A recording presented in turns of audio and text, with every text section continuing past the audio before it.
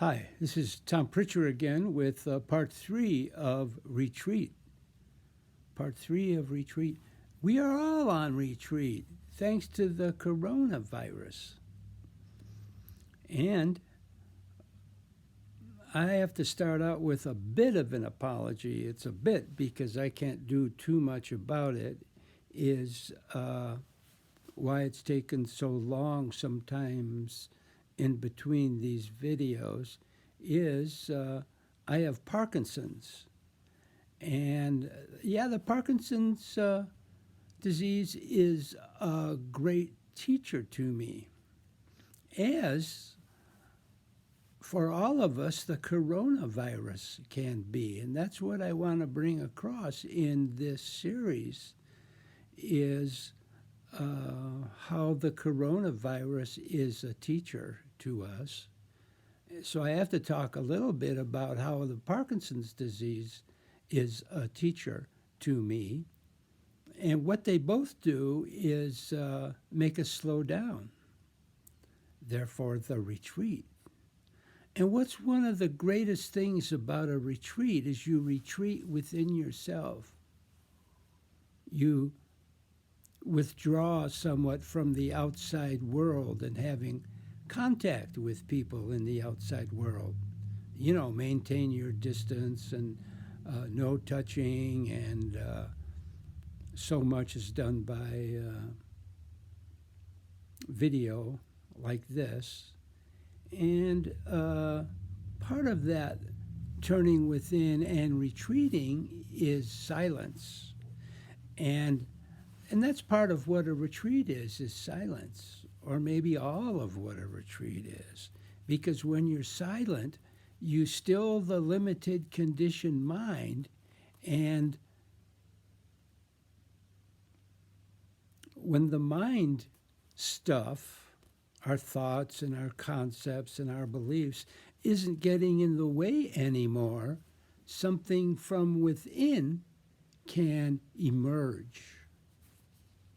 So, thank you, great teachers, including the coronavirus, is teaching us how to, in our withdrawing from the world, in our silence, is to emerge with the teachings that we are learning from our silence. And that has to do with not letting the mind get in the way, or the ego, our thoughts, our beliefs, and just being. And that's one way that the Parkinson's and the coronavirus is a great teacher to me, because when we approach that state of silence, then we can, remember in the last video I talked about the Mother Teresa meditation, about how when she looks at these people that she is caretaking, that she doesn't see the sickness and the sores oozing, but as she said, when I look at them, I see the face of Christ. And so let's go on from there. And the last thing I said was something that I talk about a lot in my classes. One of my sayings is, what you defend against, you make real. Now, offhand, that doesn't make a lot of sense to us. And that leads into one of the topics of today, how we create our reality, is through the quantum physics observer effect. Yeah, quantum physics observer effect, which states, well, I'm not a physicist and I don't understand it very well, but what some of the people that do understand it say is this stuff is in a particle form. And before it's in a particle form, it's in a wave form. And it can be both at once. So, how would has to do with this teaching here is before, and we bring, okay, this is what the observer effect states, according to my understanding, which is very simple, that we bring a possibility into reality by observing it. And to take that a little step further, it's how we observe it. So when things are in their waveform, which everything is before we observe it, that is the field of all possibilities. And then according to who we are, our state of consciousness, what we've done, and all that stuff, when we observe it through our who we are, that's what we create more of for ourselves.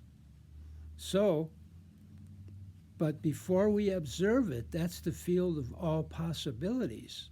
So let's all, while we're on retreat, observe things differently through our greater sense of awareness and clarity and consciousness.